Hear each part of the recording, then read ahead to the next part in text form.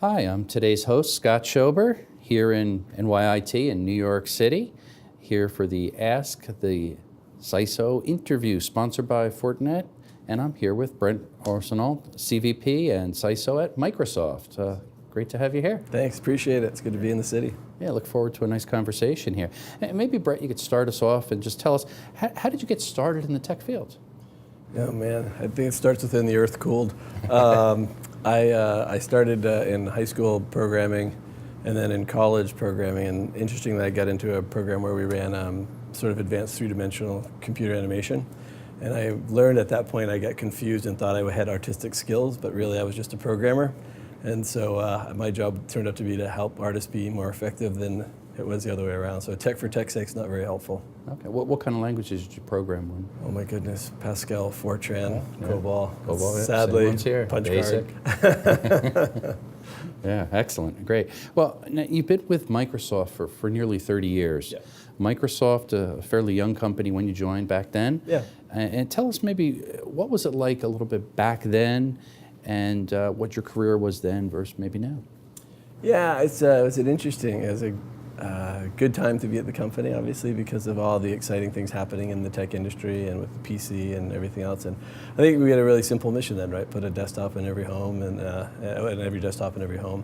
And I think when you saw people aligned on a common mission, you could accomplish really great things. And we saw really the world changing around us, and I think people were pretty excited about it, and it was fun to be part of it. So that was exciting back then, and actually I see the same thing now. I'm super glad that, you know, in the last 5 years we've seen a resurgence in how we think about things, and also simplifying, and really, so in some ways not doing much different. The PC in every desktop in every home was still about productivity, and so now we think about, you know, how do you make every person in every organization achieve more? It's kind of fun. Yeah, that's pretty neat. Yeah, It's amazing how over a couple decades you get similar themes still there. Obviously more advanced now as things keep advancing, but it's exciting. Yeah, it kind of comes around on itself, sort of like fashion, I guess. Yeah, very, very true. Now, you became the GM and Chief Security Advisor at Microsoft back in 2003. Is that when that was? Yeah. Wow. A couple years ago, right? Yep. Was that your first dedicated security position there? And maybe tell us a little bit, what did that entail back then in 2003 time frame on? Yeah, that's probably the first one you'd see it officially in my title. I'd done security roles in a number of things my entire tenure here. That one was as a result of, if you remember, we had things like Slammer, Blaster, and a bunch of viruses that were really taking advantage of the internet connectivity of devices connected to the world. We needed to pull together some great security people, go talk to customers, understand the needs and how we could better manage PCs and other things like we had managed mainframe systems before. And so my role then was to hire a bunch of what were then CISOs, which is a very different role then than what they are today, and advise and ensure that we were building the products that would be best and most resilient to those kinds of attacks. Cool. Yeah. Anything stand out in your mind as maybe thinking back from the security perspective as a CISO that scared you the most? Was the biggest challenge? Oh, yeah. I don't know if I had the thing that's the biggest challenge. I think momentum is always tough, right? There's always these value props on the things you're doing, and there's, in some ways, it's changing culture. Like when you think about changing the way people manage PCs was so different then than it is now. When you think of the way people use mobile devices or, you know, other things today versus how they did when we originally got them, and the capability that they have. And then how to actually think about making security work as part of that. You kind of get to this crossroad. You either add it on or you build it in. And I think that's the same place we were at when we made some big decisions when I became CISO here. Yeah, pretty neat. Well, maybe tell us a little bit about the size and scope of what you're responsible for protecting these days, and, you know, locations, employees, the assets. Yeah, Microsoft's a pretty decent-sized company. We have about 135,000 employees, another 80,000 vendors. We have hundreds of offices in over 109 countries, so 50 data centers around the world, or actually 50 geographies with over 90 data centers for our cloud services. So it's a pretty large footprint, over 10 million endpoints. I think people get confused about, I'll run into my CISO friends and they're like, oh, but you just run Windows. I'm like, no, I run a lot of Linux. I'm one of I'm in the top 5 largest Mac shops in the world. I run iOS, Android. I mean, we have pretty much everything you've seen, just like any other large enterprise. And so, I have the team that's, I get accountability for protecting our data and our customers' data in that scenario. big I responsibility. guess in business resilience, I always forget that's the other big part of the job, which is becoming pretty common for this role. Now, maybe tell us a little bit about your team, your security team. Yeah. How many specific people do you have maybe on your team? Yeah, I probably would harken this back a little bit to what we talked at the beginning when I started, though, and it's, technology for technology's sake versus technology to enable. So there's my team, but there's lots of people who do security, and at Microsoft, all those 135,000 people plus all the vendors, for every one of them, security is part of their job. It just doesn't matter what they're doing. So every one of them has a responsibility in that. But in my team directly, I would have 500 full-time employees, another 200 vendors that are responsible for the core, all the things that we protect. And then we federate with each line of business. So think of the Office team or the Azure team, and there's a dedicated set of security people there that then run against the same strategy and are accountable for the execution on that daily basis. So in total of those types of people, there are 3,500 people that reason over about 6.5 trillion events a day to try to protect the environment. Yeah, that's a lot.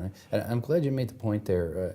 Security is really everybody's business within the organization. And that's a powerful statement when you think about it, because I think too many companies and cultures, they think, well, it's the CISO's responsibility, it's the I team or this or that. Right. And they don't look at it across the entire landscape. And I think that point is very important. Yeah, and I think go back to that animation programming job that I had, and I thought because I had technical skills that, and realizing that my job was to enable other people to do their job, even if you go back and look at time where word processing was actually a skill on a highly advanced piece of equipment that happened to be a Wang. And today, same thing, like what do I do to make it easier, whether you're my business manager, our developers, our engineers, our support staff, what do I do to make them make security a better thing? I think of like airbags, like ever present, but only comes up when you need it. Yeah. And so that culture change is a really important part of it. So it's not those 3,500 people, but it's all the engineers building products. It's all the other things that we do. Wow, amazing. All right. Is security a C-suite topic at Microsoft? And do you speak directly with your senior management on it? Yeah, it's another funny thing that's evolved over time. The security officer role used to be a largely technical role. Today, it has business enablement, risk management, operational excellence. Like how do you, again, I need to achieve more as well as everybody else. And then it has the technical components. And so what started out, much like if you think of the CIO roles, used to be, sort of the techie backroom role. The CISO role had that 15 years ago, and it's evolved over time. Today, we meet with our CEO and Satya's direct staff every month, going over these things as well, and that's just not once, and then with other groups all the time. So we spend way more time with the C-suite. We spend an awful lot of time preparing for it, and of course, meeting with our board of directors and underneath the risk components. So, we spend a lot, and they're very in tune and very, like they have a responsibility in security just like the engineers do. So. Yeah, I think these days with so many hacks out there and the threat of cybercrime, everybody within the organization has to communicate, and it's good that you regularly meet with them and discuss these things. Yeah, we do, and they also help us with the training. So every new employee gets trained on some level of security and also hacks like you see phishing. We always train and educate our people in phishing. Then we have specialty training for engineers that's specific to engineers, and then we have training that's the next level for, again, all employees that take it. Actually, we finally made it where it's interesting for employees. It turns out, much like shows like this, it has to be interesting. So we'll see how we do. Yeah, that's good. Now, when you do simulated phishing attacks and things like that, have you seen a corollary where people are getting less likely to actually click on things in education? So it's kind of best practices as they go through these things and improve their cyber hygiene within the organization? Yeah, there is, and it's interesting. We started talking about that same issue, which was sort of a carrot and a stick, like reward people, not just penalize people for doing it. And we definitely see improvement over time with the education awareness. But we really look at it as a life cycle. So it's not just how do I train the user not to do it. Like this is where we use all of our signal. So how do I, instead of getting people to be half as likely to click on something, let's get half as much mail to their system that they shouldn't see in the first place. And so with our cloud services, we think of it as an end-to-end, keep things from getting there that shouldn't be there. If it does get there, make sure people have the ability not to do anything, and then more importantly, report it, because if they report it, we can immediately eradicate it for not just Microsoft employees, but for every Office user in the world and take it out before they ever see anything in it. That's great. That's a big customer base, that's for sure. Yeah, it is. Pretty big customer base. Yeah. Excellent. Good. All right. Talking maybe a second about your CEO of Microsoft there, Satya Nadella. Satya Nadella, yeah. He's highly respected for his opinions on cybercrime and certainly cybersecurity. Maybe what can you tell us about him, maybe as to how it relates to security, how it might align to some of the specific things that you and your team are doing? Yeah, I think he's really helped simplify a lot of the things that we do and that we're targeted on. I think he understands completely. I mean, he has a great sense of empathy and the need for the teams to collaborate and work. And I think he understands completely that people really, really have a high value and trust, and they need to trust the systems, the vendors, and the products that they're using. And security is at the core of the trust of everything we build. I think he also understands. At one point we had this view of, much like I talked about before, we had a security product division. I was the product CTO for that division, and it was separate from all the product stuff. And he said, no, as part of the change in the company, what we're doing, we ended up not having a separate division, but we put security in everything. So Office has its own security, like I mentioned, Azure has its own security. And really, as opposed to doing this bolt-on afterwards model that had been prevalent in the industry, we said it should just be baked into everything we do. Yeah, that's good. That's good. Let's talk maybe just a second about the cloud there. Does cloud make security more or less challenging for yourself as Yeah. Well, that's interesting. I think there's two perspectives. There's for me as a practitioner for a large cloud provider, and then there's for me a user of many cloud services. And I think for many CISOs and people, first, it's not about challenge, it's about change. So it's definitely a change. So getting used to how you did things before and how you do things now needs some adaptation, particularly even for auditors and other people who have the types of things that we do. It's evolved and matured to a point, though. Like I said, that example I gave of the 3,500 people looking at 6.5 trillion events a day. We do 630 billion authentications a month around the world. So when you think about, hackers don't break in, they log in. Having good intelligence on people doing things in authentication systems at a scale we never could, because we just didn't see all that. It was happening on premise of company A or company B and country, Y or Z.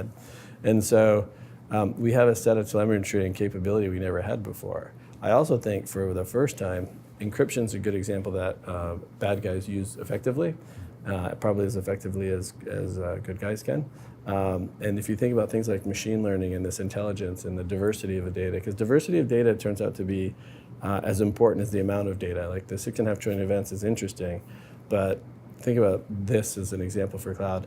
We update 1.2 billion machines a month, so I can see what's on machines with all the right privacy implementation and people aware of where we're seeing virus outbreaks or ransomware things happening. So that's at a device level. I can see it at a service level because people run on our cloud service. I can see it in our messaging service because people run there. We have network flow data. We have the authentication data. We have the search capabilities that are happening. And so when you tie that together in a positive way, of course, respecting privacy, you can do protections you just could never do before at a speed you could never do before. I see something that happens, as an example, as a fish, in some part of the world. Before you even have to have someone in your company report it, we can permeate that through the entire system and all the data centers, and it's just gone and removed and eradicated from the system like that, which used to take a lot of time. And so I think that diversity of data and to be able to reason over that data makes the cloud a pretty unique and interesting opportunity. And to my point on the encryption, for the first time, I feel like we have the opportunity for the good guys to have advantage, because having access to that data and having the compute and machine learning capabilities to use that is be much harder for an adversary as opposed to some of the other techniques in the past. So I'm not saying I sleep better at night, but I certainly feel that there's an asymmetric advantage for the first time that I don't think we had before. Yeah, and there's got to be some truth to that. And you think about it, the hackers with cybercrime, they try across multiple platforms, they try many different things, Sure. and if they get it right here and here, but in a sense, you have to get it right every time. Yeah, that is true. They only have to be right once, we have to be right all the time. That's exactly right. A lot more work, that's for sure. Yeah, it is. Yeah. What do CISOs need to know about mobile devices? And we think about certainly Boyd.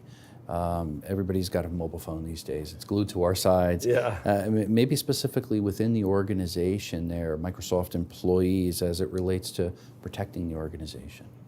Yeah, I think the bring your own device thing has probably changed a little for enterprises. I mean, obviously the ability of mobile platforms and the things you can do are just mind-numbing, actually.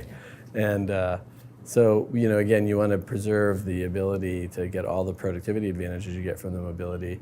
But, if you look at certain platforms, as an example, on an Android platform, you're 8 times more likely to be phished than you're on a different platform. And so I think there's this general trend that tends to happen. So I'll use time as an example and look at the future through the rearview mirror.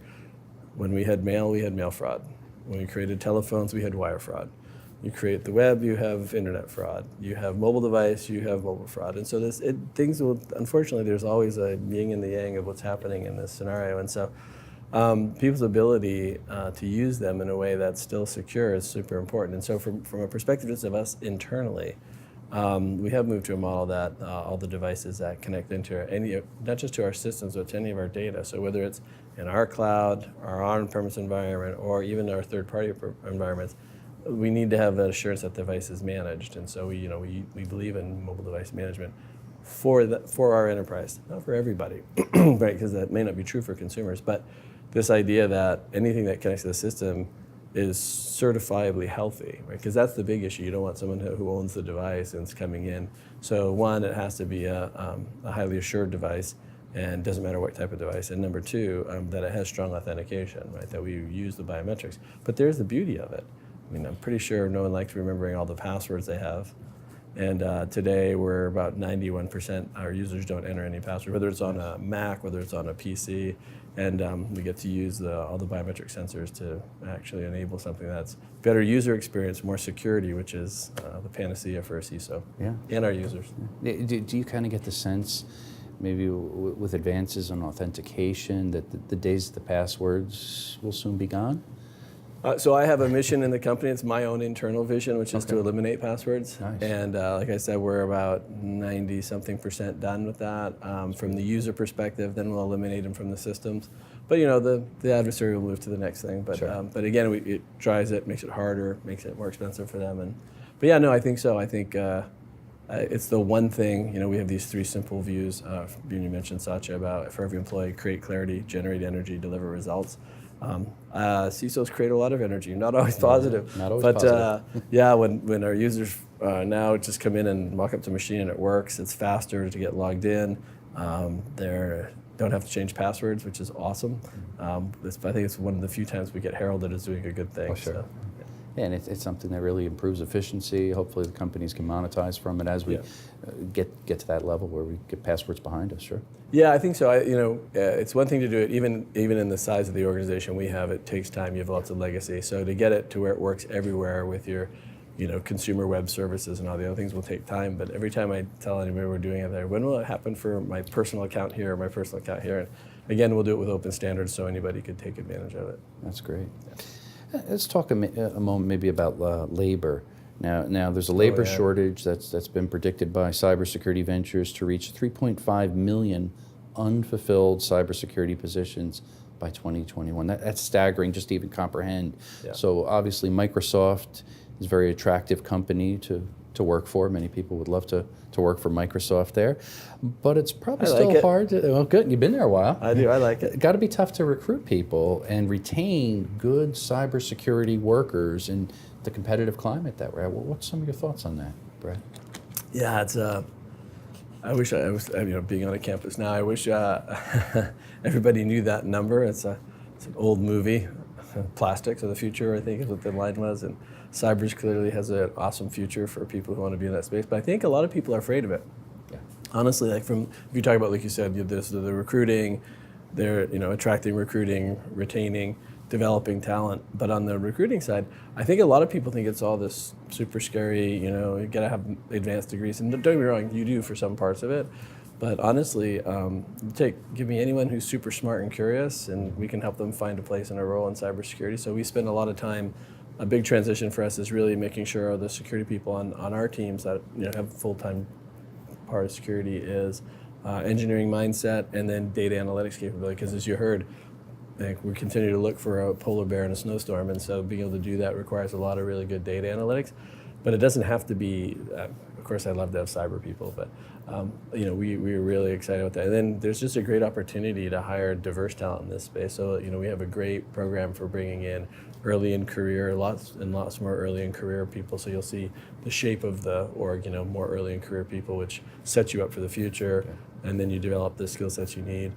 Diverse talent is fantastic coming from the outside, including like people returning back to work for us, not just college kids, which is awesome. Military hires, we've been doing a lot of military hiring, and so we've been pretty effective. And then just continuing to develop the talent. I think in this field, because it changes every day, it's not like just a new language, there's different attacks that are always happening.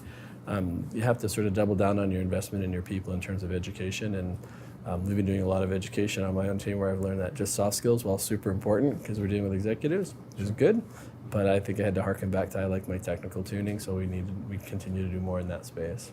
That's good. Yeah, and I think you have to partner. We partner with the governments, not just U.S., but multiple governments, and then partner with industry and academia, of course. Yeah. And you're a global company, so you have to do this effectively. That Yep. could be a challenge. Yeah, but it's been fascinating to see sort of the change and the evolution of the roles in security and the diversity that's coming into play now.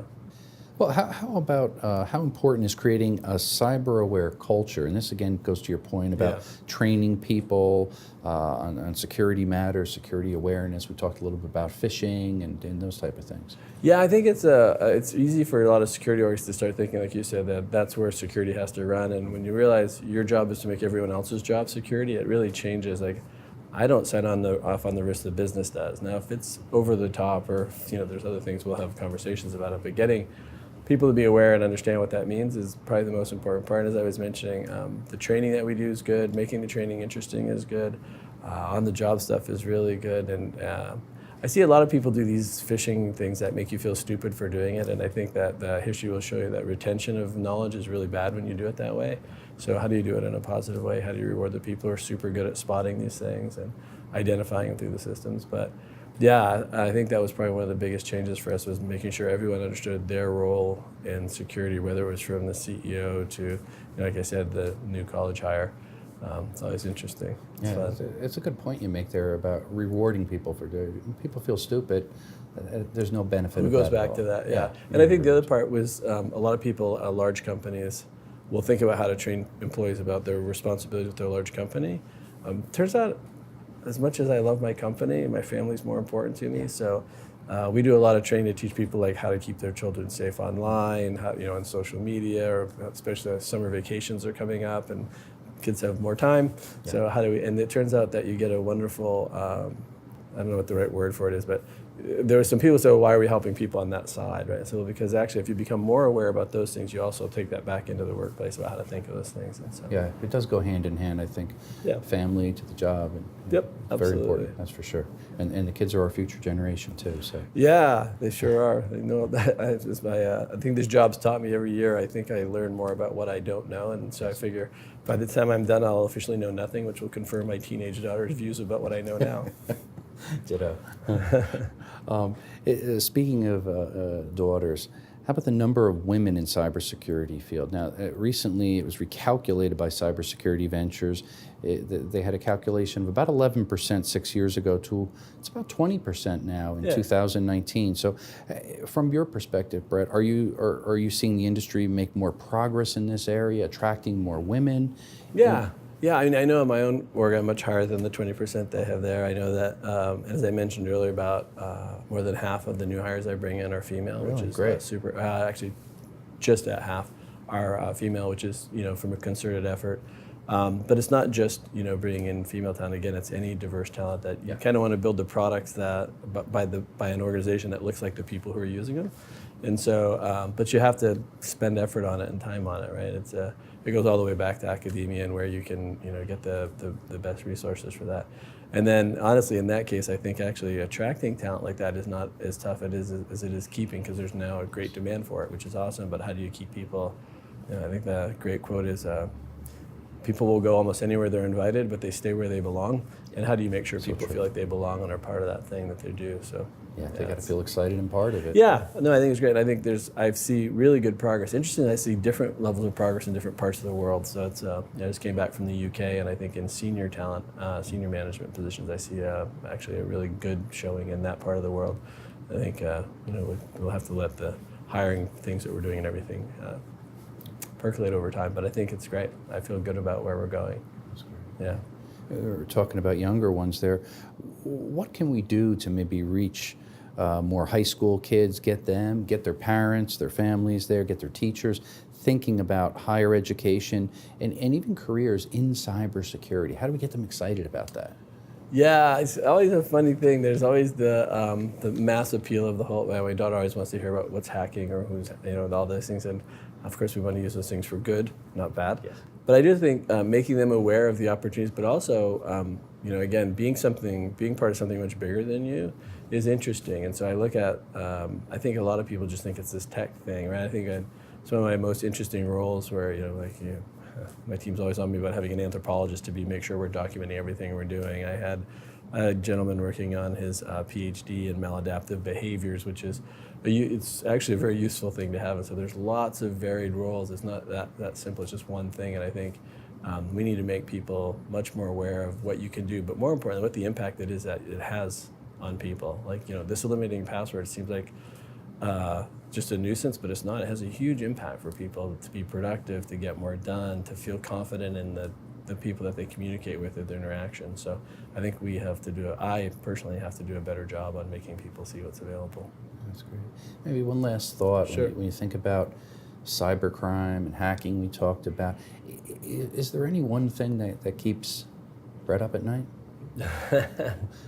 What troubles you the most? Yeah, I don't think there's any one thing that keeps you up. There's a long series of things that keep me up at night. I think I have this idea of, you have to have the 3 H's. You have to honor the past, and you have to be honest about where we are today and have hope for the future. And as I said, I think, we built amazing technology, just like this mobile thing. We built amazing technologies, but where we are today, people are using some of those things in a bad way. And so, we have to be honest about what that is and how can we continue to build things better. I do think things like cloud, I do think things like mobile, and I do think the idea of integrating security into everything we do, and again, the airbag is a really good scenario. Mm-hmm. It's a great way to make all that much, much better for the users in a way that's not encumbering. And so I do have hope for the future, so I probably sleep a little better knowing that. That's good to hear. Good to hear. Thank you so much for the Thanks. time there, Bret. Really appreciate it. Thank you, John. And I just want to mention that this Ask the CISO series is sponsored by Fortinet. Thank you for joining us.